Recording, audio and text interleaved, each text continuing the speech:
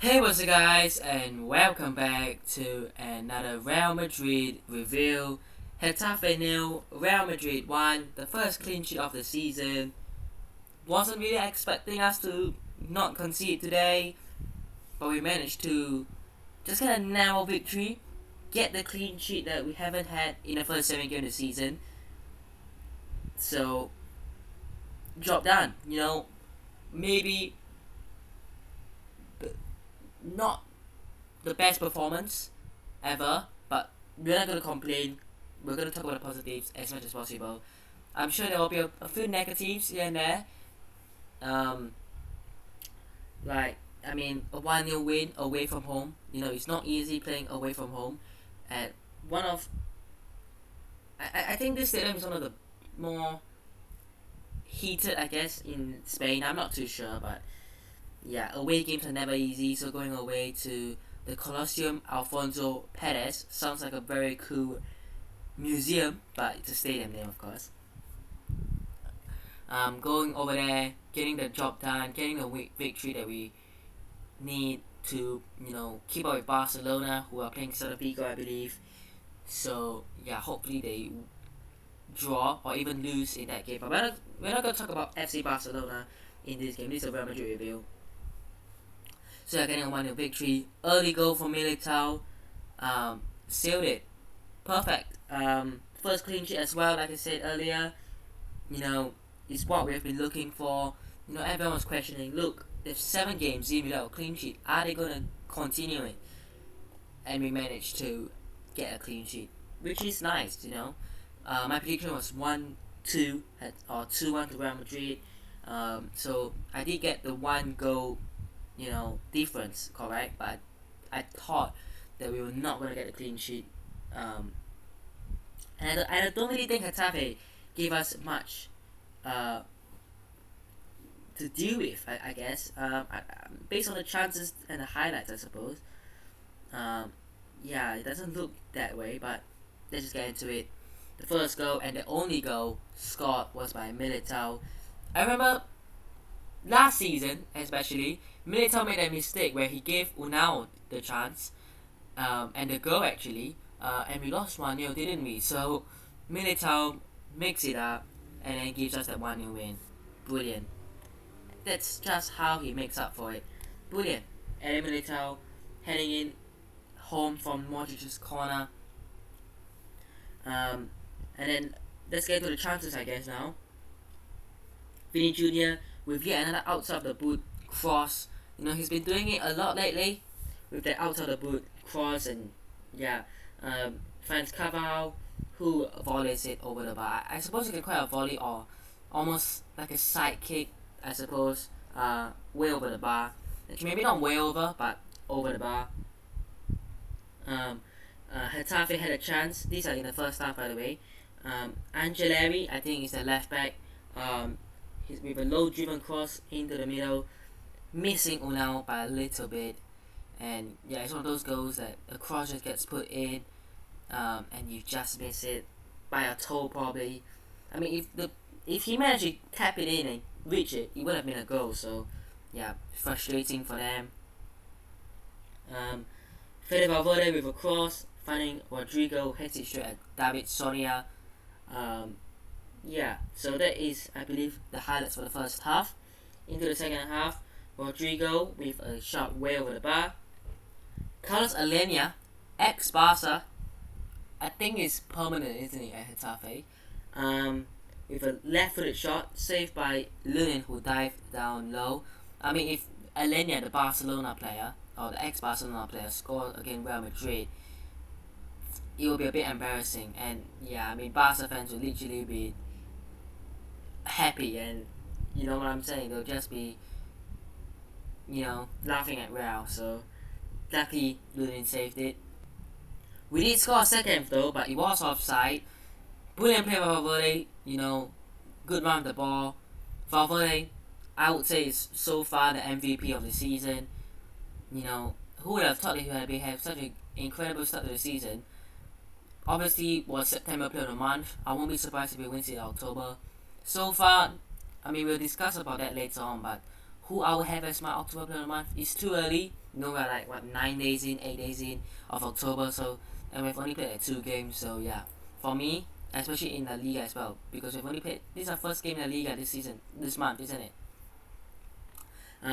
But we'll talk about it later on. But yeah, Valverde MVP, good run. I think it was deflected to Rodrigo. So yeah, but he was offside.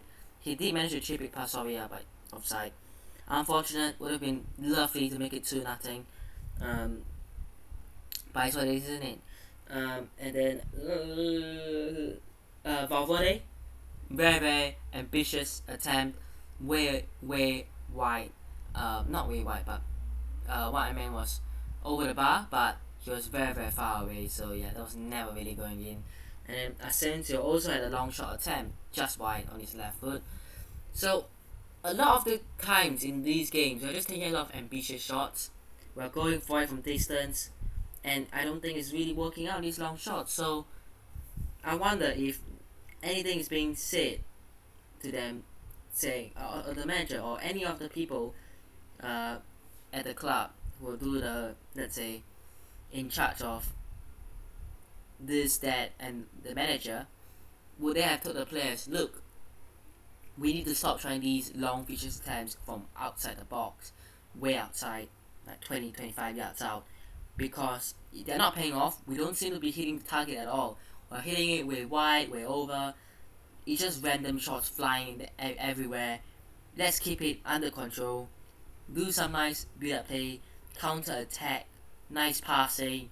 It might not be a real thing, but I think this season a couple of times we've had nice passing. Like against Shakhtar, I think it was the first or second goal. I can't remember which goal it was, but it was Benzema, Tchouaméni, Rodrigo, Vini, all involved with the nice build-up play, the counter-attacking, the passing, and getting that goal.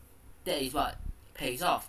But passing to Valverde, who has a shot in him, for sure, but you know, a lot of times when he gets the ball, he hits it from 25 yards out, so far away that I think it's just a very wild attempt. And you know how and what are the chances and percentage that will go in? Very low. So yeah, we should stop some of these longer shots, way out, way wide. We need to stop them and keep them under control. And when we have the chance, pass it, try to work our way closer before hitting. Because you know that's what teams do. They frustrate you.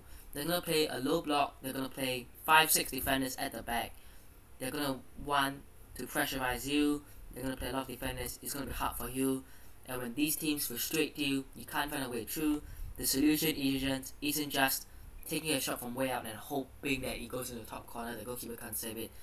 That is not the way to go. So yeah, we're gonna find our way and work it. You know, because teams will start knowing, man.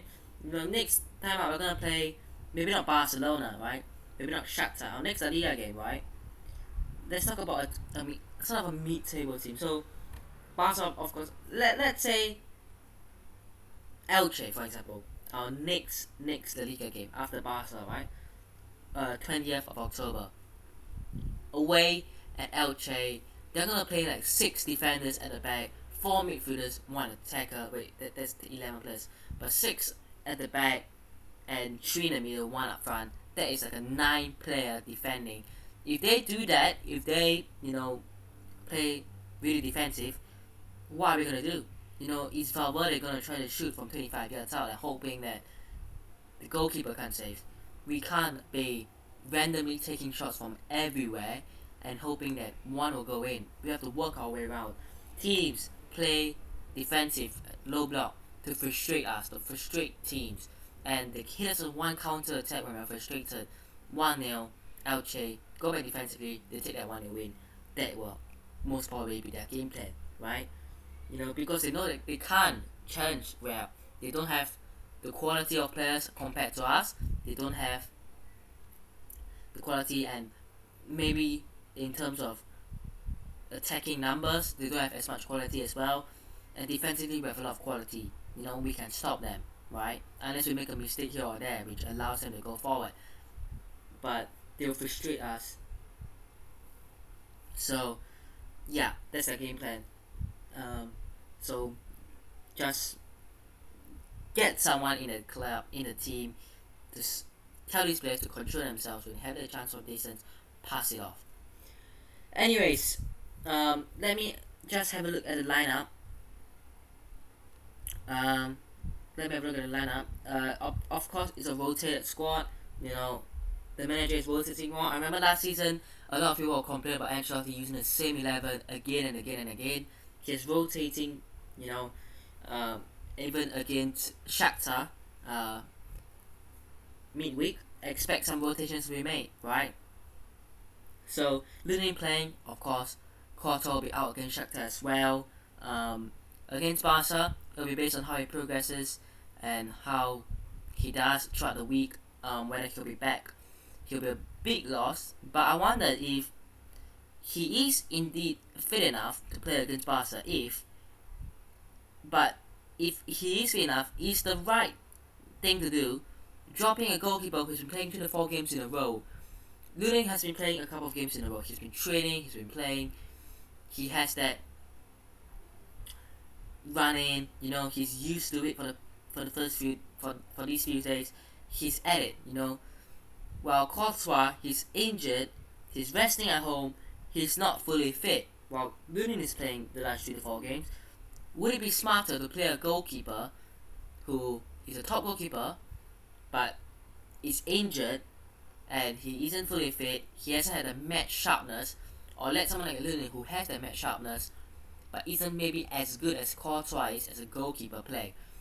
This will be a huge question in the mind, because Courtois isn't going to play against Shakhtar. He's not in the squad list. He will be resting. He will not be playing.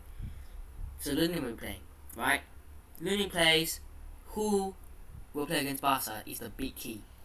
Firstly, is Courtois going to make it back? If he is, it'll be a big decision by Ancelotti to choose and to pick who will play. I won't be surprised if Courtois plays, because he's such a crucial player to the team. He's one of the best goalkeepers, if not the best in the world. Of course, you want him to be played. But my problem here is, would it be smarter to play Lunin, who has a match sharpness and Courtois doesn't? Who knows? There might be some decisions being made, right? Okay, Alaba playing left back today. We had Rudiger and Militão at centre back, and we had Carvalho right back. Mendy being dropped, and didn't come on today as well. The back four changed. This is the good thing about bringing Rudiger in. A lot of people worry how you're gonna play Rudiger in, because you have got such good depth at the back actually in terms of first team players, and they're all top first team players. Who's gonna sit out? We're rotating. Mendy gets dropped a couple of games. Maybe Rudiger gets dropped. Sometimes maybe Alaba or Militão gets dropped. We try to switch things around and play around, because now we have the depth at the back to play around. For me, the right back is still the position that we have to sort out in 2023, maybe 2024, because Carvalho isn't getting any younger. Who are his replacements? I know we have Vinicius Tobias with Castilla. He's on loan. You know, he isn't fully ready. Are we going to turn him to the first team? I'm not too sure if that's a good idea. And then you've got players like Odriozola, who I don't even think is being trusted by the manager. I don't think the manager sees him as in his plans. Anyway, I know when Zidane was here, he was giving, and towards the end of the season, I think it was 2 or 3 seasons ago, he was giving players like Odriozola chance and let them play, and he was performing quite well, to be honest. But yeah, I mean, we want a proper top class right back, and no disrespect to Odriozola, he's a decent player, he's a good squad player, and he'll do well for a team like, I don't know, he'll do well for any team in the Liga apart from the top 4, you know what I'm saying? I don't think he'll get into Real, Barca, Atleti. Don't think he'll get into Sevilla, maybe fight Jesus Navas, but a team like Rayo Vallecano, for example, I think he'll suit him really, really well. So he has the use, he has the quality for a mid-table team. I think we should cash in on him. I think if you're not using him, if he's not in our plans, there's no point in keeping him in here, right? So yeah, and then Vasquez, you know, he's not a natural right back. He can do a job, you know, he's a right winger, but he's played that right wing back spot now. He can do that, he can play there. He's not preferred there, but if he does need to be used, he'll get the job done. Perfect, right? but I still think we need another back. The midfield, Camavinga, Tchouaméni, Modric, Tchouaméni, just a beast, dominating that midfield. Camavinga, I think, had a bit of a knock, ended up coming off. Modric as well, perfect. 37, 38 now. Can't remember, he's 37 probably. But he's at that level where you would think most players at this age just might not have it anymore, but my word, he's still doing it. He's still getting it done. Perfect from Luka. Really good crossing, headed in well by Militão. And then the front three of Vini, Rodrigo, Valverde, Benzema, rested for this week, for this weekend, for this game as well. Not even in the squad list. Vini playing, did alright, nothing really special. Rodrigo, good performance, as well. But for me, the player that I'll probably look out for is Valverde. Every team that he's gonna play against right now will probably be looking at their left back and going, you're gonna have a tough time handling Fede. He's quick, he's explosive, he likes to play on the counter. He takes shots, which I said earlier that he shouldn't, and he probably does anyways. But it's very well attempts. But he's a danger. He's a threat. He's everywhere. Sometimes he plays on the right, but don't blink, because when you blink, he's in the middle. He's in the center midfield spot. You don't know where he is. You genuinely cannot keep up to him. He's that quick and he's that special a player. So yeah. So far, I would say October player of the month. Could be anyone. Could be Tchouaméni as well.